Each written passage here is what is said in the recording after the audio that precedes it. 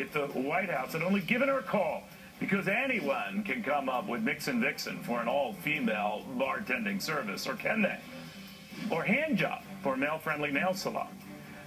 Seems to have nailed down this marketing thing. Meet her next. Alexandra Watkins, for whom this kind of stuff just pops into her head. Clients pay her up to 50 grand a pop to come up with brand names that will make their products pop. Try this one. Stuff a sock in it for a chain of laundromats. Or Church of Cupcakes, Worshippers Welcome for a cupcake shop in Denver. I mean, this woman is brilliant. Where the heck has she been in Washington? Alexandra, very good to have you. Thank you very, very much.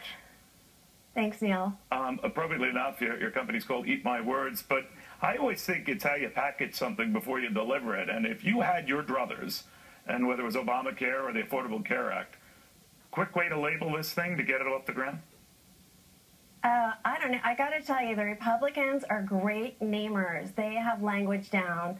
And Obamacare, definitely not. That should have never been adopted. And Affordable Care Act, it just sounds too boring. I don't have anything off my head. Unfortunately, I'm not like a circus animal. I can't always perform on command.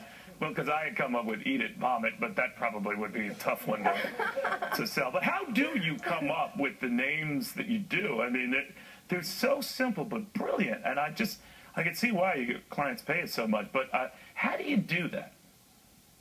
Okay, well, contrary to popular belief, we don't do a lot of bong hits. We don't consult Ouija boards. And we never play drunken Scrabble. All right, so well, then you'd never make it in a Cavuto family reunion. Go ahead. Actually, we get a lot of our ideas just looking on the internet. You never know where an idea might come from. We were naming a chili-infused brownie one time. I went to iTunes. I looked up songs with words in them like heat and burn. And I saw Hunka Hunka Burning Love by Elvis, and Hunka Hunka Burning Love became the name of the brownie. That's funny. Do you, when you are asked to come up with a name for a product, and let's say you don't like the product or you think it's just going to bomb, do you just sort of take yourself out of it and say, boy, I could put any name on this, but it's just awful, and it's not going to happen? Well, luckily that doesn't happen too often, but I'll tell you what's hard is when we name food that tastes bad or that's still in development. So maybe we're naming something, a great example could be an alcoholic product that's not quite fully developed yet, and we're doing a tasting at 7 in the morning. That's it. Alexandra, I want to steer you back because I've come up with some marketing products of my own, and I like your help in naming them, but if we could steal you back for that, because, boy, they could sure use you in Washington.